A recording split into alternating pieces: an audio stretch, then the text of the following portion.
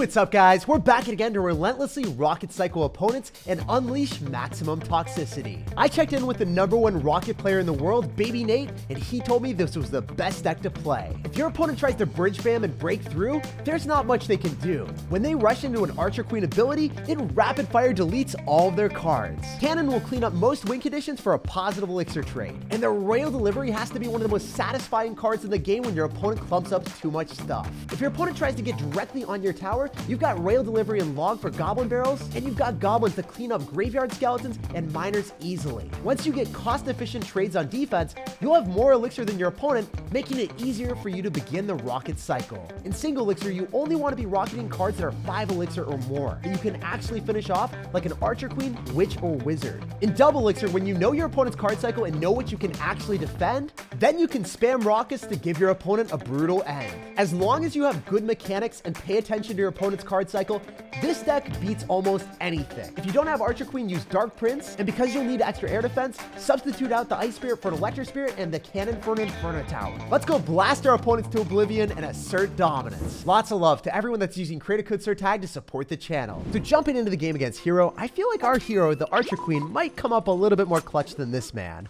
I don't think that many people are prepared to play against Archer Queen because they think that Monk counters it.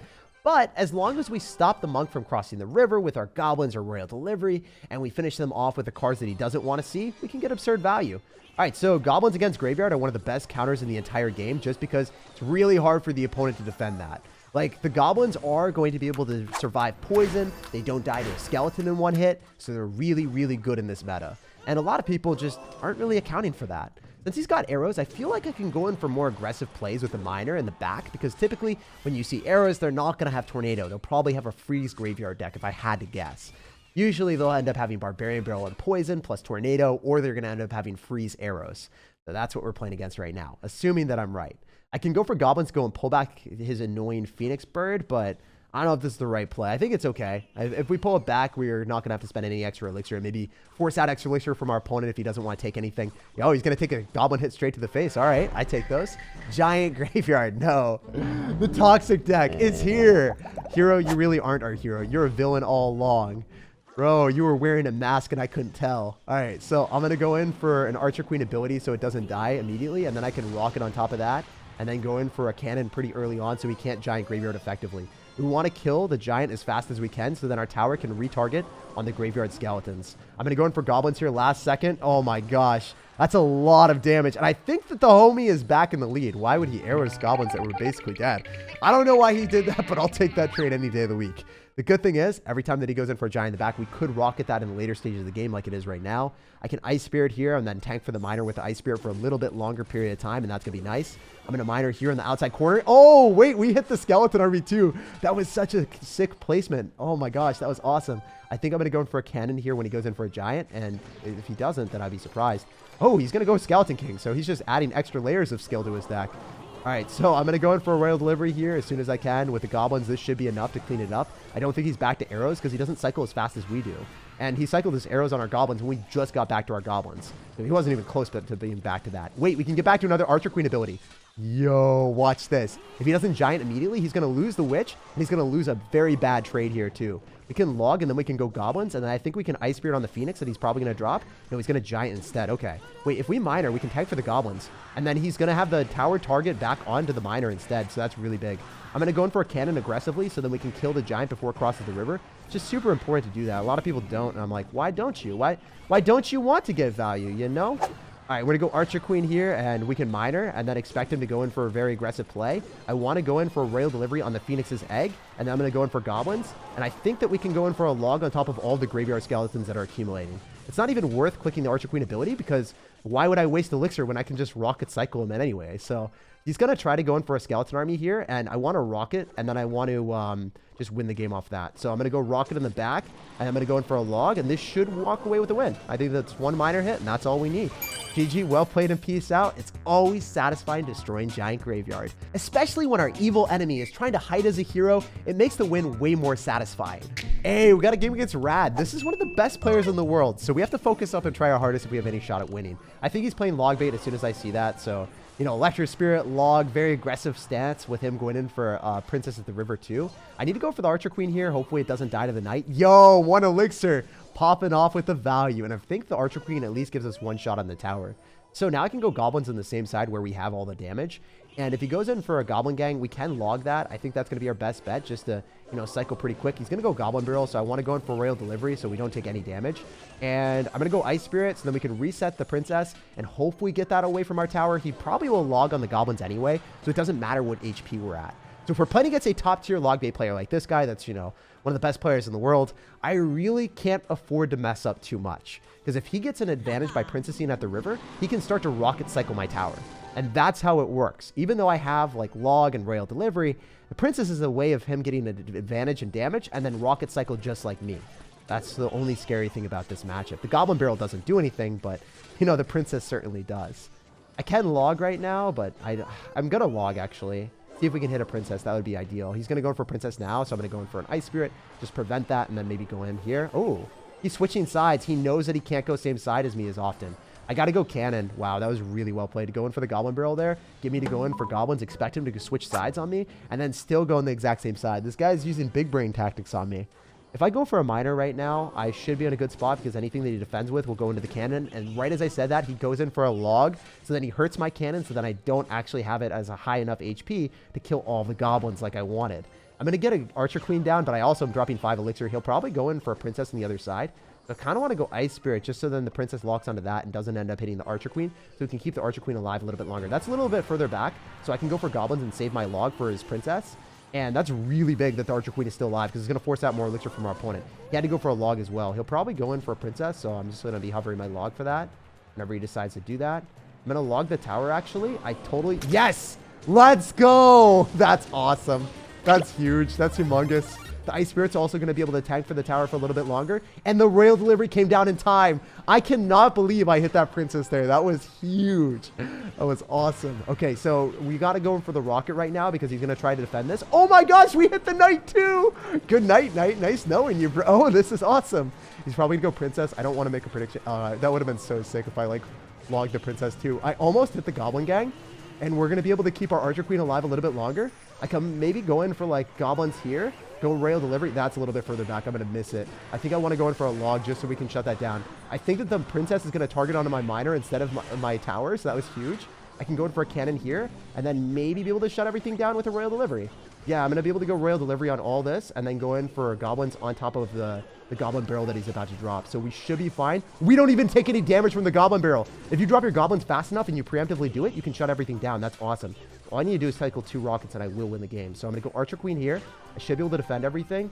And then I'm going to go in for a rocket right after. So I'm not going to spend any extra elixir that I don't need to. I think I can just log on top of that, rocket, let my Archer Queen die, let the Princess go on the other side because it doesn't matter that much, and then just defend this and win the game. That's the game plan right now. We'll see how it works. I'm going to go Goblins preemptively, predict him to do that. And we hit the Royal Delivery on the Princess, and there's literally nothing he can do anymore.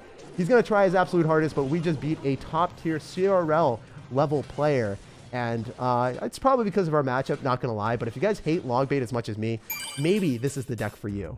GG, well played, and peace out. And yeah, he's not going to say good game. I don't think he really appreciated that matchup. But he did give us a goblin laugh at the end. When we said goodnight to that Knight with the rocket and logged the Princess, that feeling was absolutely priceless. All right, we got another one here. So this guy is saying clash it easy in his clan. You know, clash is pretty easy when you get good matchups. So we'll see which one you get here. Okay, you've got Monk. That is not what I wanted to see, man. I was hoping we could go today without playing against that card. You can use your Goblins and you can use your Royal Delivery to shut that down, so it's not the worst thing in the world. Like, notice how I'm able to go for Royal Delivery. I think that fully counters it for a pretty good trade overall. Like, I don't think the Monk even hits the tower. So yeah, you can go for Royal Delivery on the Monk. For 3 elixir, you can counter the biggest, most annoying tank in the game that costs 4. The most overpowered champion in the world. Also, whenever your opponent goes for a Mirror Elixir Collector, always try to punish them with opposite lane aggression. So I'm going Archer Queen here and Miner on the left-hand side. So if he defends on top of the Miner, then he's not able to drop something that's onto the Archer Queen. The Archer Queen will stay alive, or he's going to have to drop something on the Miner. He's going to have to pick between both. Otherwise, if we drop the Archer Queen in the same side as where we drop our Miner, he can defend the Miner and tank for the Archer Queen with like a Dark Prince or maybe Barbarians. That's why I dropped the Miner on the left-hand side, Archer Queen on the right. Pretty important stuff. This guy is just cycling collectors like they're candy, man. Maybe they are candy to him. Oh, please, let the rocket come down before he gets an elixir. I think he doesn't get the elixir, so then he gets the elixir from the expiration instead of the actual elixir coming out. I'm a little bit scared because he probably ends up having a Phoenix spam deck. We'll have to wait and see which version he's got. Yo, he's doing it already. He's already doing its thing. All right, I'm going to miner here, so then maybe we're able to stop his monk from, like, absolutely obliterating me. I got to go in for, like, an Ice Spirit as well, so the Phoenix doesn't do too much damage.